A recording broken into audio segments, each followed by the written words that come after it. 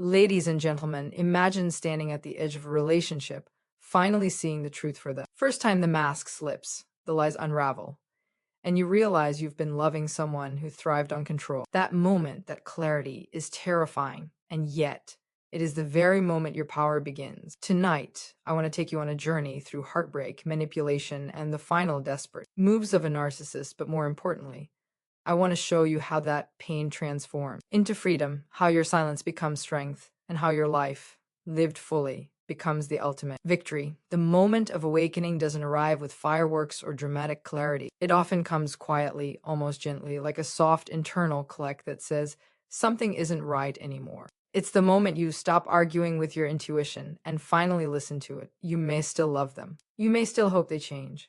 But deep inside, something shifts. You begin to see patterns instead of excuses. You recognize cycles instead of isolated incidents. What once felt confusing suddenly feels clear. This awakening is not about anger or revenge, it's about awareness. It's the moment you realize you've been pouring your energy into a bottomless cup, and no matter how much you give, it will never be enough. You start noticing how your voice got smaller, how your needs were always postponed, how you learned to doubt yourself to keep the peace. And in that realization, there is both grief and power. Grief, because you mourn the version of love you believed in, the future you hoped for, the person you thought they could become. Power, because for the first time, you choose truth over fantasy. You stop trying to fix, convince, or save. Not because you don't care, but because you finally care about yourself. This moment is deeply internal. Nothing on the outside may change yet.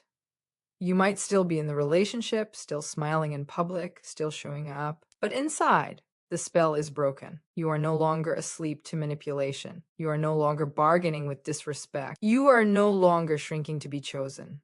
The awakening is the beginning of emotional independence. It's the first time you stand on your own ground and realize that love should feel safe, not exhausting. And once this moment happens, there is no going back. You can delay leaving, you can doubt yourself, but you can never unsee the truth. This is the moment everything starts to change. And once that awakening happens, something else follows just as quietly, but far more dangerously. Because the moment you begin to see clearly, the moment you stop feeding the illusion, the balance of power shifts. What you felt as personal confusion was never random. It was control. And the second you loosen its grip, it is felt on the other side. A narcissist does not panic because love is ending. They panic because influence is slipping away. Control is the currency they live on, the ability to shape your emotions, your reactions, your sense of self. When you were doubting yourself, explaining yourself, trying harder, they felt secure. Your uncertainty was their safety net, but clarity threatens that. This is why the energy changes when you start pulling back. You may notice sudden intensity, more attention, more promises, more emotion than ever before. Or the opposite, coldness, irritation, subtle punishment. These are not random mood swings. They are reflexes. The instinctive response of someone who senses they are no longer steering the ship. Control doesn't always look like domination. Often it looks like dependence disguised as love. It sounds like you need me, or no one understands you like I do. So when you stop seeking approval, when you stop reacting on cue, when you begin to emotionally detach, it creates a vacuum they cannot tolerate. They feel exposed. And this is where the truth becomes undeniable. If love were the foundation, your growth would not threaten it. If care were genuine, your independence would be celebrated, not resisted. Healthy love does not tighten its grip when you stand taller. So the loss of control reveals itself in subtle ways, at first testing boundaries, pushing emotional buttons, trying to pull you back into familiar dynamics. Not because they miss you, but because they miss the version of you that was easier to manage. And without realizing it, you begin to see something profound. Your peace feels like rebellion to someone who benefited from your chaos. And in that realization, your awakening deepens not into fear, but into resolve. And when those attempts to regain control no longer work, when the old buttons stop responding and the familiar emotional hooks fall flat, something darker begins to surface. This is the point where the narcissist understands, not intellectually but instinctively, that the door is closing. And it is here, right at the edge of losing you, that they reveal their dirtiest final move. The charm gives way to strategy. The affection is replaced with calculation.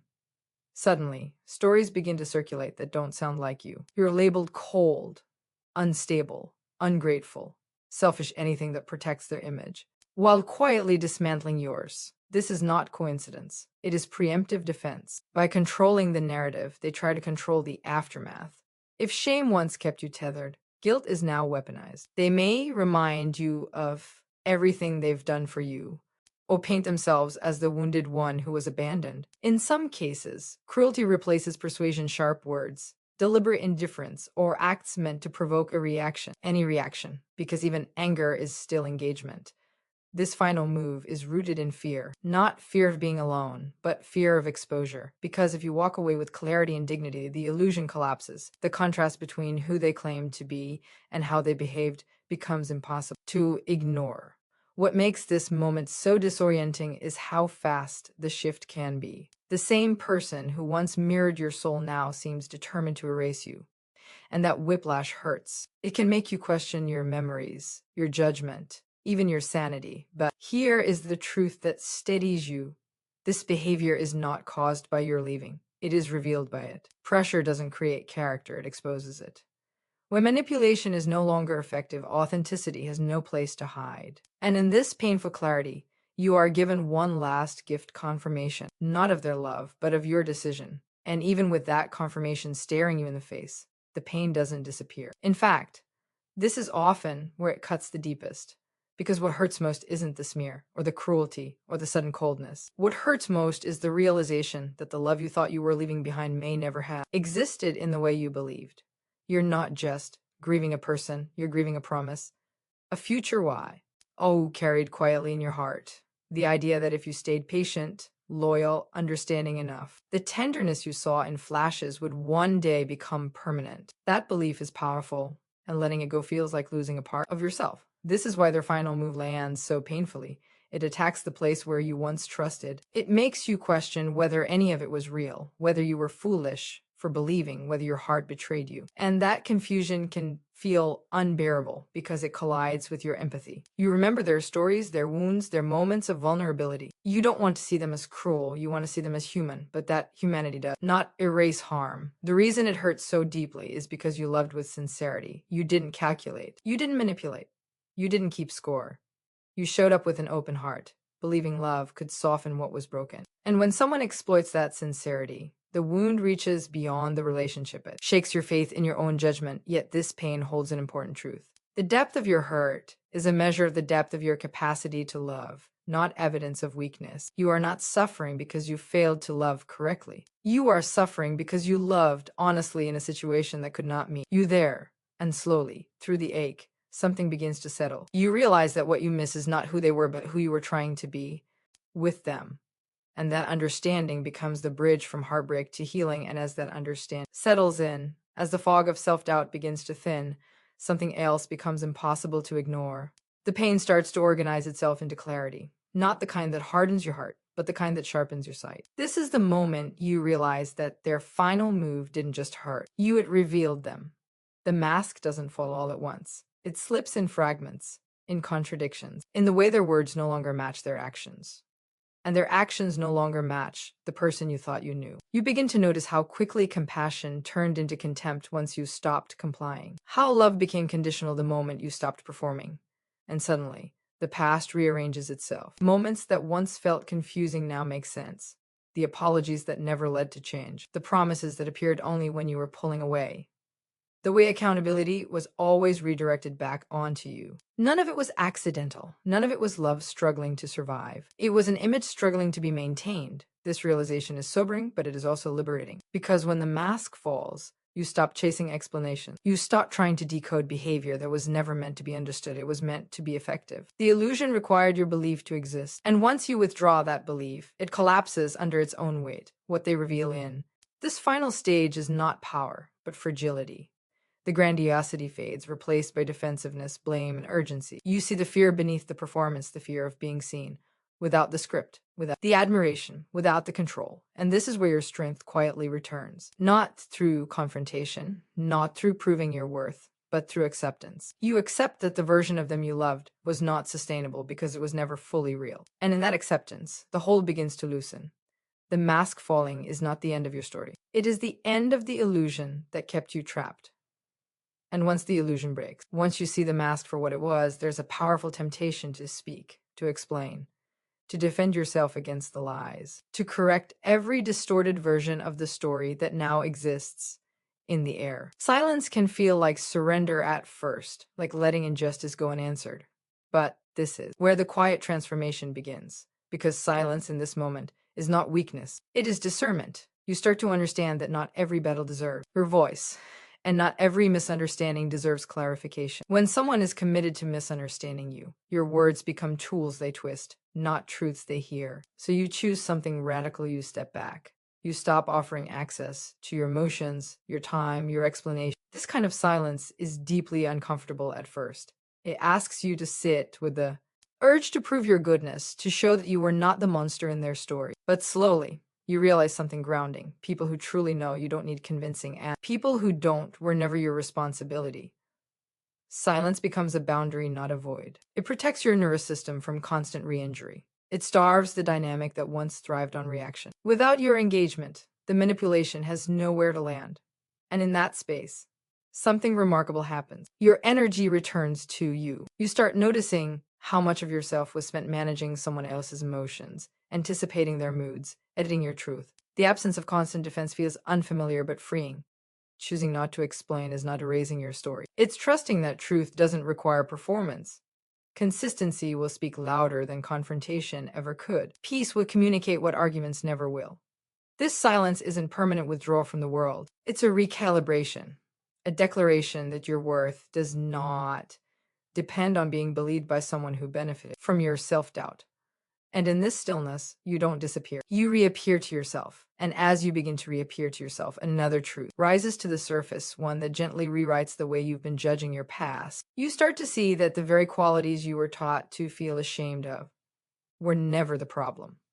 Your empathy, your patience, your willingness to understand before being understood. These were not flaws. They were simply placed in the wrong hands.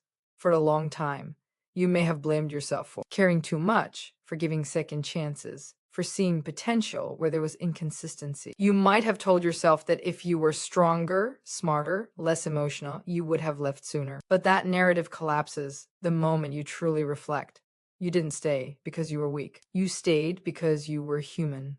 Empathy has a cost when it's not reciprocated. It draws you toward stories of pain, toward people who speak in wounds rather than responsibility. And when you believe that love is proven through endurance, you begin to measure your worth by how much you can tolerate. That belief didn't come from nowhere. It came from a world that praises self-sacrifice while rarely teaching self-protection. Now, in the quiet after the storm, you begin to reclaim that empathy without letting it turn against you. You understand that compassion does not require self-abandonment, that love does not demand you betray your own instincts, that caring deeply does not mean you deserve to be hurt deeply. This realization softens the shame that may have lingered. You stop rewriting your past with cruelty and start rewriting it with context. You see yourself as someone who loved with courage in a situation that punished vulnerability. And that shift matters, because healing cannot grow in a place where you are still blaming yourself for having a heart. Your empathy is still intact, but now it has boundaries. And that is not a loss of innocence. It is wisdom earned. And with that wisdom, a more honest kind of healing begins. One that doesn't rush you past the pain or shame you for still feeling it. Because even as you reclaim your empathy with boundaries, there is still grief, real grief, and it deserves space. You can feel relief and sorrow at the same time. You can breathe easier and still ache when a memory surfaces. Healing is not the absence of longing, it's the ability to hold longing without letting it pull you backward. For a while, freedom and sadness walk side by side. And that doesn't mean you're failing. It means you're human. There are days when the quiet feels peaceful and days when it feels heavy. Moments when you're proud of how far you've come, followed by moments where you miss what you hoped could have been. This emotional contradiction can be confusing, especially if you've been taught that moving on should feel decisive and clean. But real healing is rarely neat. It unfolds in layers. What changes now is not the presence of pain, but your relationship to it. You no longer mistake grief for a sign that you made the wrong choice. You understand that grief is simply love looking for somewhere to land. And instead of sending it back to someone who couldn't hold it safely, you begin to let it move through you, teaching you where you still need tenderness. This coexistence of grief and freed is proof of growth. You are no longer numb. You are no longer stuck. You are alive in your feelings without being ruled by them. That balance is hard won. And slowly, almost without noticing, the grief loses its sharp edges. It becomes less about what you lost and more about what you've gained: clarity, self-trust, emotional safety. You begin to sense that the space left behind isn't empty, it's open. And in that openness, something new has room to grow. And in that open space, a quiet power emerges, the power of reclaiming your own narrative. For so long, your story was told by someone else, rewritten to fit their version of reality. Every word you spoke, every feeling you expressed was filtered through their judgment, their manipulation, their desire to control. The past may have felt like a maze you could never escape, a story written in someone else's hand. But now you are holding the pen again. Reclaiming your narrative does not mean erasing the past or pretending it didn't hurt. It means telling the truth of your experience without apology or distortion. It means recognizing your courage, acknowledging your pain, and refusing to let anyone else define your worth or your choices. Each memory, each moment of betrayal or confusion is cataloged not as shame, but as evidence of your resilience. You begin to speak your story, not to justify yourself, but to honor your journey. This reclamation is radical because it defies the control that once held you captive. Lies go sip, and attempts to rewrite history lose their power when you consistently live and speak your truth. You do not need to correct every falsehood because the truth has a way of revealing itself over time. Your consistency, your calm, your integrity, all of these become louder than any argument, louder than any manipulation. And perhaps most importantly, reclaiming your narrative reconnects you to yourself. You remember what matters to you, what boundaries are non-negotiable, and what kind of love is truly worth giving. You are no longer trapped in someone else's version of reality. You are authoring your own life, and every choice you make now carries the weight of your regained agency. This is where healing transforms into freedom. You are no longer a character in their story. You are the protagonist of your own,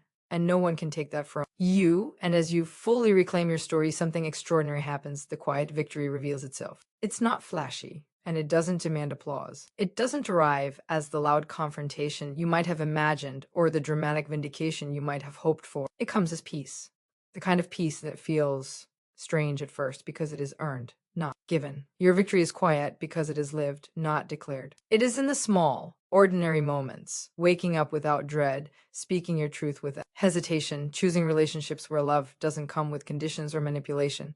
It is in your laughter, returning, your boundaries holding, your instincts trusting themselves again. This is the triumph they could never take from you because it exists inside you, independent of their approval, their lies, or their attempts to provoke you. What makes this victory profound is that it doesn't erase the pain or the lessons learned. Instead, it carries the weight of your journey as proof of strength. The chaos, the heartbreak, the manipulation, all of it becomes evidence of your resilience, not of your weakness. You have faced someone who tried to control your story, to diminish your voice, and yet here you are, standing whole and unapologetically yourself. And this victory is permanent because it is unshakable. No smear campaign, no guilt, no attempt to provoke can reclaim the power. That comes from knowing your truth and living it consistently. The freedom you have created is a life lived on your own terms, where your joy is yours alone and your boundaries are respected without question. So, in the end, their final move, their desperation, their cruelty, their lies becomes irrelevant. It fades against the quiet certainty of your peace. And that is the ultimate truth. Your freedom, your integrity, your peace, and your life lived fully are the victory they could never imagine taking from you. It is yours entirely, and it is magnificent. And so we arrive at the place every heart longs to reach, the place where clarity meets courage, where pain transforms into power, and where freed. Is not just imagined, but lived. You've walked through the storm of confusion, manipulation, and heartbreak. You've faced the gaslighting, the smears, the last desperate moves, and you are still here.